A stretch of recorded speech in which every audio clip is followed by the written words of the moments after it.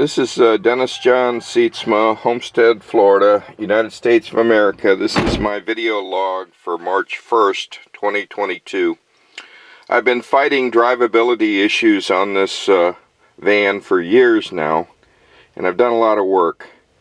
Most recently, I found the vacuum was reading too low, around 30, and traced it back to the pedal, brake pedal, where there's a device on there for the cruise control.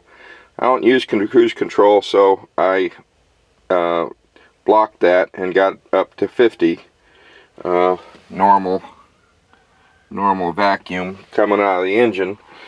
So that should help me with drivability, having the proper vacuum level when I'm driving. It might even help me with the lack of passing gear problem with the transmission. Because, you know, with low vacuum, the map sensor can't do its job, and the engine management computer can't do its job. And so anyway, engine vacuum's one issue. The other issue is I had a ruptured right front brake line. I fixed that, but before I fixed that, I had found a leaking wheel cylinder. I fixed that. I did the rear brakes, and but while I was doing that, I found I had a leak in the hydro boost. So I pulled the hydro boost off, and I got a kit on Amazon to replace the lip seal. I put it back together again. Lip seal was still leaking, probably worse than before.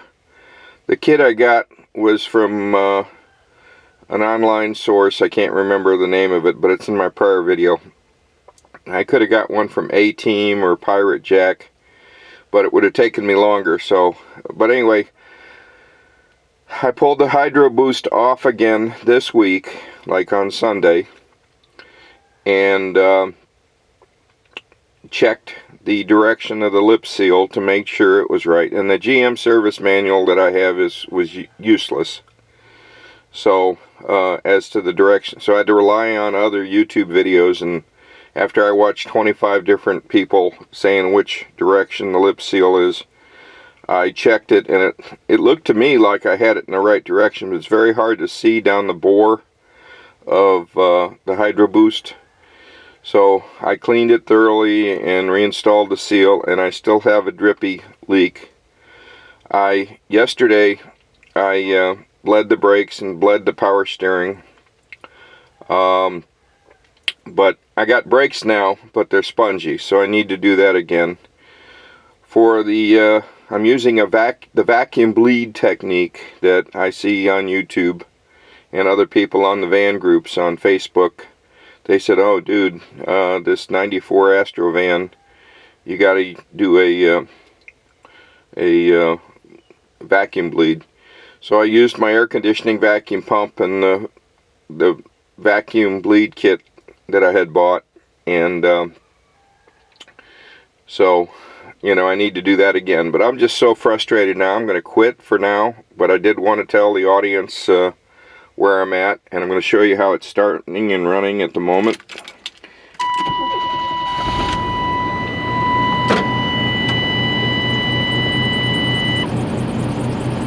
See, we're in the green on the vacuum gauge. Now the history, while I'm waiting for it to warm up, see if it keeps running. The history is, oh, wow, AC's working now. Oh, and they need to find the orifice on this van. I had 3 or 4 problems. The AC clutch was not pulling in, so I bypassed the low pressure sensor. and the clutch still wouldn't pull in. I found the high pressure sensor had a wiring problem, so I fixed that. I don't have a high pressure sensor. When the guy replaced the compressor last time, he just left it out. He left it plugged off and just twisted the wires together. So anyway, I fixed the wiring on that. Now the clutch is pulling in, but I was low on refrigerant, so I put 3 pounds of refrigerant in it, but it still wasn't cooling.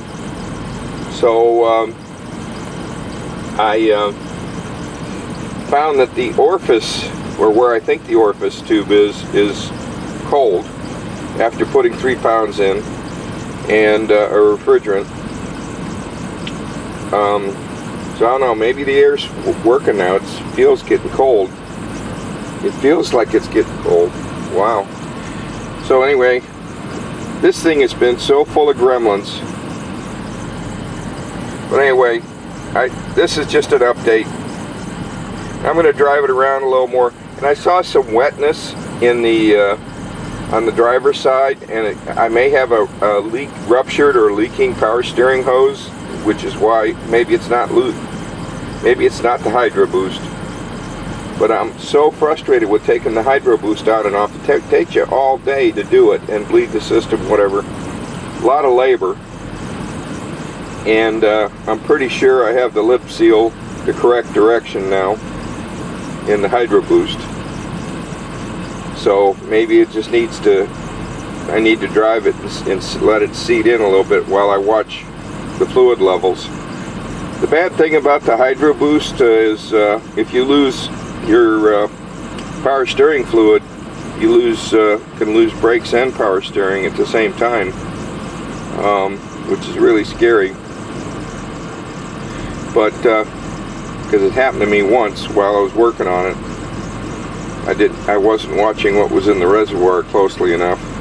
But I went to Walmart. I got plenty of power steering fluid now, and I need to bleed the brakes again. But at this point, I'm just so frustrated, I'm going to quit and drive it around just a little bit.